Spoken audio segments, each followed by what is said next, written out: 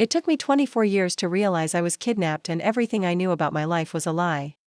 As a young child, I trusted my mom fully. I believed everything she said. After all, she's my mom. She wants what's best for me. She loves me more than anyone in the world. I never thought this innocent and natural perception would be exploited to the degree it was. On my third birthday, my father stood waiting for me outside a McDonald's. He had planned my birthday, a party I never attended. He waited and waited, called and called, but she never showed up. Meanwhile, she was getting on a bus with me. The passengers learned it was my birthday. I imagined that she probably told them she was escaping an evil man. One passenger bought me a small birthday cake at one of the stops, my mom said. I wonder where that person is.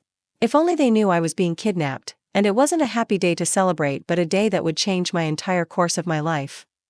Once we arrived on the other side of the country, she entered into DV programs and changed both my name and SSN. Then she began to fill my developing and innocent mind with her grandiose lies.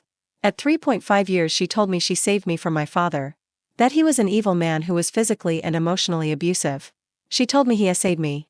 And if I ever met him that he would kill her and take me to Africa where my family would essay me. By this time my infantile amnesia had kicked in and I forgot everything up before this point. I forgot my dad. I forgot what he looked like. I forgot our bond. I forgot that I was a daddy's girl. I forgot that I couldn't sleep without him. Yet, even though I had forgotten him, there was an intuition that led me to begin to be very misbehaved purposely toward my mother. I felt rage towards her, but I didn't know why. That's when the physical punishments began. Daily spankings. Biting. Fingers being bent back. Trauma symptoms kicked in. I began to wet the bed, something I didn't do anymore even at this young age. Night terrors about witches and running away became regular by 5 years old. Then the hallucination I saw of a demon telling me to delete myself. I gathered knives under my bed, not fully knowing why but knowing I should listen to this presence in my room. How does a baby already want to live? It was because I was being deleted. My old self with my old name was gone. And instead in its place was a traumatized and angry shell of a child. Not knowing the old me would remain a member of the cast in my mind forever. Screaming to be let out. To be free. To be allowed to be me. I hated the person she forced me to be. I hated myself. My mom met her new husband and told me to call him Dad. I did for a few days and something felt wrong. I stopped, and for the rest of my life she would refer to him as your dad. She pressured me to take his last name. She told him I was so misbehaved because she didn't punish me cause she felt bad I didn't have my dad. When the reality was I was punished so often I grew to see her as an enemy worth fighting. Once he arrived in my life the physical punishments became less frequent and he became the one to punish me. Much more level-headed, he would normally ground me. I would often take my frustration out on him saying, "You're not my dad." Time passed and I did petty things. Like stealing makeup, which earned me a year-long grounding. Eventually everything was removed from me. My phone, TV and computer and any devices, and I was told I can have them back when I buy my own. Realizing I had no positive reinforcement to behave anymore by my teens, I had basically defeated my mom's punishments. Going out and not coming home for days. Drinking. Having intimacy. My mom wasn't interested in my life. She only shamed me for my deplorable actions. Regularly calling the cops on me for petty things like drinking and smoking. Time after time I would feel the self-deletion rage come back. I would think to myself, I just want my dad, not knowing who I was even wanting. Not knowing that these were forms of covert abuse masked as discipline. I became the problem child she would gossip about to anyone who would listen, telling them how mentally ill I am and how hard it is as my mother. In trouble again and again. How could you after everything I've done for you? I risked my life to keep you safe. You're a psycho just like your dad. Soon you'll be 18 and you need to find somewhere else to live because I'm moving across the state. 18 creeped up and I felt the fear of abandonment coming. I knew I had to do something or I would be in the street. The day after my birthday I was kidnapped by a stranger on Craigslist claiming to have a room share. He essayed me. Come to find out, he was a serial rapist and there were others. While the court process began I found a roommate, a friend from high school. My mom, stepdad and little brother were gone, they rarely called. I felt safe to start to look for my dad. I found him on Facebook and messaged him. This is where the suspicion began. He told me he has been looking for me. That he loved me and was hurt every time my birthday came around. He was so hurt that he told people I passed away because he couldn't explain that my mom took me every time someone asked where I was. He was shocked when I asked him about her allegations of SA. His wife and new daughters defended him saying my mom is absolutely lying. He bought a ticket for me and my best friend so I wouldn't feel alone. Meeting him was a beautiful memory filled with happy tears. But the self-deletion rage, bad behavior became too much for him and he got me a ticket back home, writing me off as being like my mom. No one was with me in court when I faced my rapist.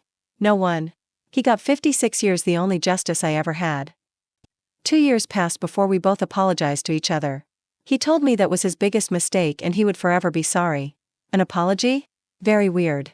My mom had never apologized to me for anything. I felt so seen and validated. Our relationship remained distant, but he was supportive, helping me many times I was in a financial crisis or in a bad relationship. My mom was never willing to help me.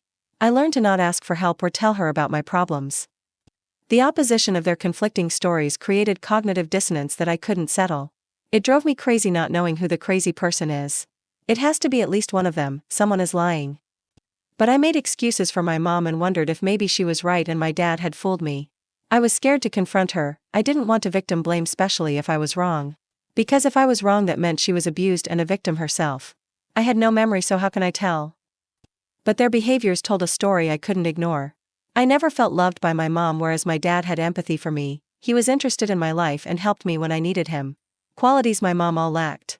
My boyfriend told me it's obvious who is wrong. The more I studied her behavior, I seen consistent manipulation patterns, victim mentality, guilt tripping, blame shifting, and then love bombing. All classic narcissistic traits. It has been 9 years since I met my dad. Only a few days have passed since I realized my mom kidnapped me. She was the crazy one all along. She abused me psychologically, emotionally, physically, and neglected me. That realization is so overwhelming that I feel nothing but emptiness. I can hardly cry. Why is this my life? A life she curated for me. A few days ago I went no contact. I blocked her on everything. She barely speaks to me, yet her response was to call everyone she knows I know and ask, why did she block me? I can't figure it out, as if my people are her resource for information. Now I'm looking into finding a lawyer. I've been educated that there is no statute of limitations for federally kidnapping children across state lines. Since it is between multiple states, it would be an investigation by the FBI. I don't want to punish her, I just want acknowledgement of her disregard for my life. I struggle mentally, I can't focus. I have issues sleeping. I overthink and overcompensate. I have had an evil voice in my mind that tells me to delete myself as long as I can remember. At first I wanted to punish her, and then it became because life is so unbearable. The confusion drove me mad until I finally realized. All I ever wanted is a family and a home. So I have no practical dreams or career aspirations. I just want love. I have to rebuild the person I was born to be.